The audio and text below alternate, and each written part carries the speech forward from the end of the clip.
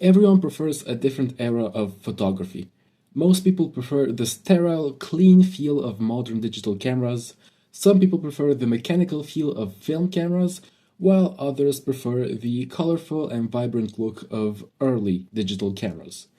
Well, right here I've got a camera that blends all of these qualities into a heavy package, but for not such a heavy price.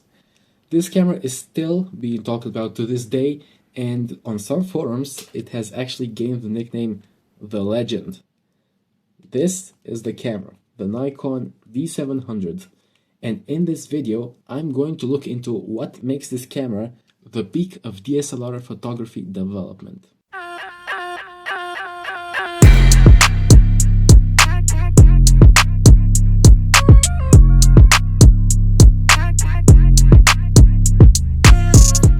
So, for a quick history lesson. In the early 2000s, large and heavy full-frame cameras such as these were the best way to enjoy digital photography. Cameras such as the Nikon D1, D2 and the Canon D1 series were offering more detail, better colors and more features with each revision. But they had the problem. These cameras were way too bulky to carry around freely, as the large and heavy bodies weren't officially designed and were only used by the professionalist of professionals. Which is why in 2005, Canon was making headlines with this thing, the 5D, revolutionizing the scene with a compact and affordable full-frame DSLR. Well, when I say compact and affordable, I'm still comparing it to those old DSLRs of the day, which looked like this and cost north of $4,000. But that was enough to create a whole new class of camera, which was a sales success and for some time couldn't be rivaled by anyone. That was the case until July of 2008, when Nikon launched this, the D700. Back when it came out, this thing had a lot of hype surrounding it because it was Nikon's response to the compact, full-frame DSLR, bringing in some features from the big boy D3 to a much smaller, lighter body for only $3,000, which might seem much, but it's still a bargain when compared to the $5,000 that the D3 retailed for. With all that out of the way, why am I talking about this 17-year-old camera in the big 2025? This is the era of compact-ish mirrorless cameras that spew out boring, sterile 50-megapixel images with flat colors and infinite stops of dynamic range. An era where the D700 doesn't fit at all, because it has something that those cameras don't have. This has personality. First off, I could only describe the weight and build of this thing as a block of bedrock. It's extremely heavy at around 1 kilogram for the body alone. Add the lens, the battery and even a grip, and this thing will tip the scale so hard that you'll likely drop it the first time it's handed to you. It's genuinely that heavy. A huge upside to all that weight is the sheer invincibility of this camera. Nikon cameras of this era are known for their above-average build quality, and this is no exception. This magnesium body doesn't creak or rattle one bit, and the rubber grips are still mostly holding well, even after 17 long years and over 100,000 shutter actuations. Unlike Canon cameras of this time, which were slowly being phased to a new build process called recycling Happy Meal toys. Also, one cool fact, the sounds that this shutter makes are amazing. No wonder the 150,000 actuation claim that Nikon made was quickly debunked by people who got up to 500,000 and beyond. Listen to this. Okay, well, let's talk about image quality. One of the things ported from its big brother, the D3, is the sensor, an amazing 12 megapixel CMOS sensor with large pixels that take some amazing pictures.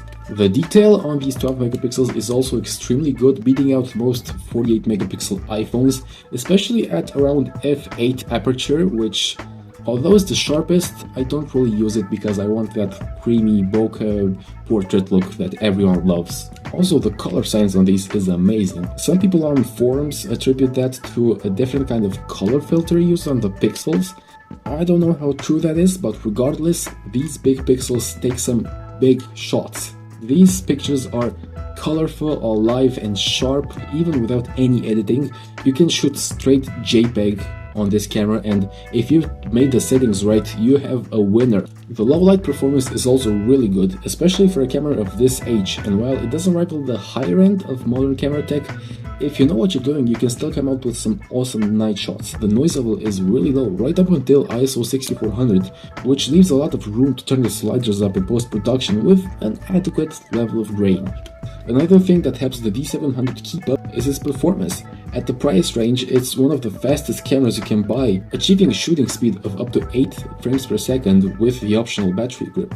That's still fast enough to get some nice sports shots, wildlife shots, or more likely the hyperactive pet running around your backyard. It has a large feature set, and when I say large feature set, I'm not talking about 20 different auto modes.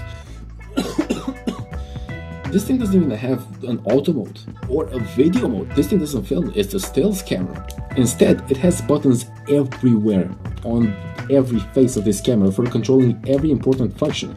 And for the less important ones, they're all neatly arranged into this custom functions menu on the camera, complete with 5 slots for, presetting settings of your choice.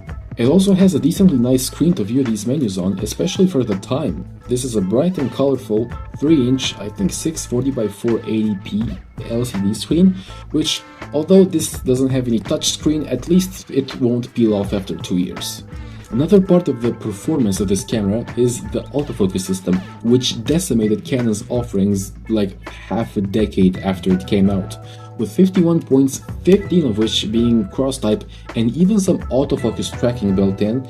It has aged reasonably well and won't slow you down or miss focus in most scenarios. But all of that brings us to the price of this camera. Such a good camera with a nice feature set and a no-nonsense attitude that will last forever, well, it can't be that cheap, right? $200 with the lens and a new shutter. Well, that's what I paid for it, since I made the decision to trust that shady local marketplace listing with only one photo.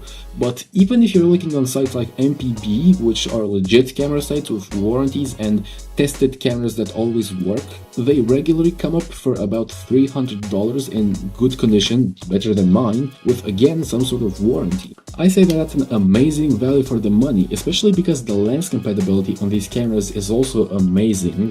Why? Because you can mount every Nikon lens from the AI era onwards. That's grandpa stuff, which in normal people speak means that every random eBay camera lot will probably have 1 or 2 compatible Nikon F-mount lenses. Just be sure to buy FX lenses, not DX lenses, since those are for plebeians. So all in all, does this camera deserve to be called a legend, like the forums say?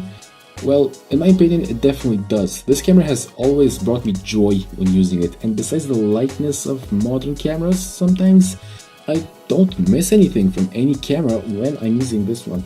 I say it feels like a crossover of every good part of camera history, all merged into one solid kilogram. One solid kilogram of camera. Alright, that's it.